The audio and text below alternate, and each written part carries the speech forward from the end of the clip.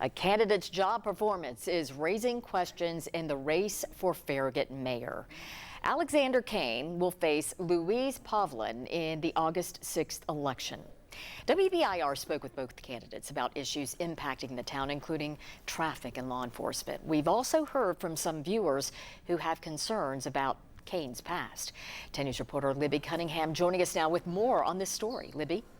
Hey, Robin. Cain's employment file shows he was reprimanded for infractions Knox County Schools officials say violated school policy. His attorney says he's not done anything illegal, and bringing up his employment history during a campaign is a political attack.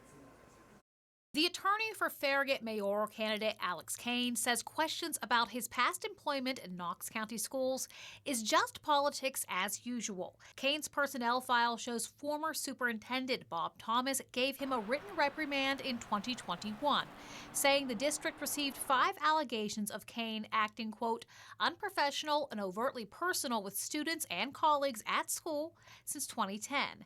In this letter, Thomas said Cain was accused of entering a classroom he was told not to be in due to allegations of acting inappropriately toward a student. It also said that Cain tried to intimidate and bully a colleague about coming into that classroom and that he'd periodically entered the classroom. At the end of the letter, Thomas said Cain's contract with Knox County Schools wasn't being renewed. We spoke to Cain about his campaign for an interview. However, he deferred all questions about his employment with KCS to his attorney. This was chalked up to be nothing more than an employment issue. In fact, Mr. Cain, I think, is eligible for rehire anyway. This is nothing more than just politics, and it's shameful that his opponents are trying to use this against him when ultimately nothing happened. There's been no adjudication on this. Another written reprimand in Cain's file says he's accused of joining a student's Instagram Live in 2020 and then hugging that student at school, which made the student uncomfortable.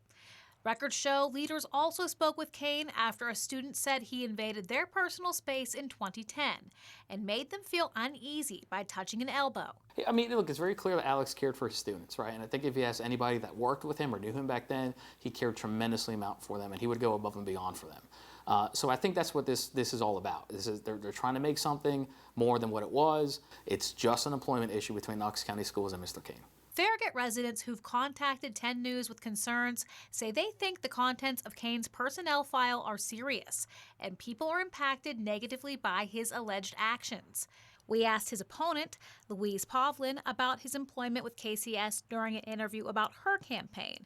She declined to comment. That's really between him and the electorate, and it's really none of my business. We also asked both candidates about other topics, such as how they'd work with the Knox County Sheriff's Office if elected. You can see our full interviews on WBIR.com. Robin? Libby, thank you.